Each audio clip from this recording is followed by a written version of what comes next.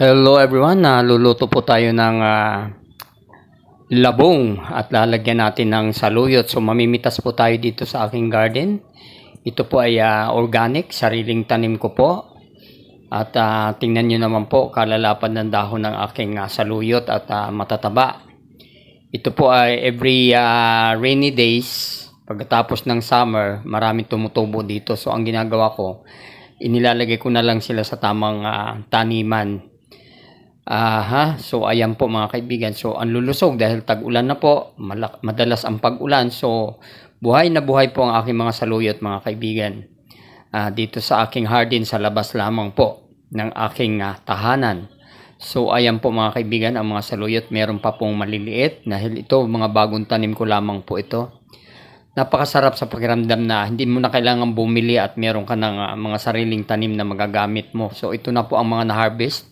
Inaluan ko na rin po ng talbos ng kamote at saka of course yung favorite ko, alugbate.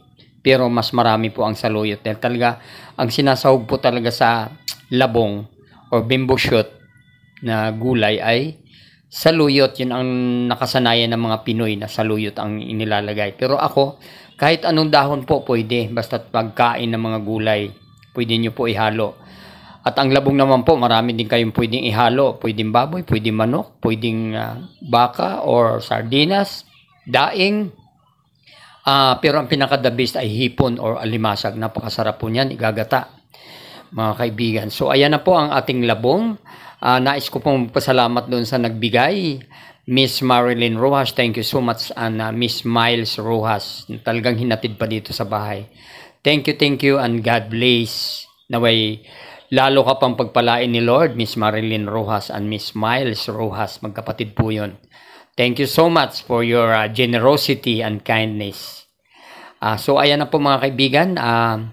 Napakuluan na po yan. At the same time, hinugasan na po ng maigi. Always clean the vegetable even though it looks like clean already. But you have to clean it more and more, lalo na po ang mga gulay kung nakatanim sa labasan dahil siyempre marami mga usok ng sasakyan. So kailangan ibabad ng 30 minutes, lagyan ng asin. So ayan po ang ating ingredients, bawang, and the same time yung seasoning. Dahil ano po to, simpleng ulam, di na kailangan ng mga sahog. So ayan lang po, oyster sauce at saka seasoning, okay na po yun. Tapos patis ang pang-alat, wag lang masyado. At ayan na po, isusutin natin ang bawang, medyo papulahin natin ng kunti para mabango-bango. And then ilalagay na po natin ang labong, of course. So inuulit ko, marami po kayong pwedeng isahog dito. Meat, sardines, dried fish, or shrimp, or crabs. Marami po ang pwedeng isahog dito.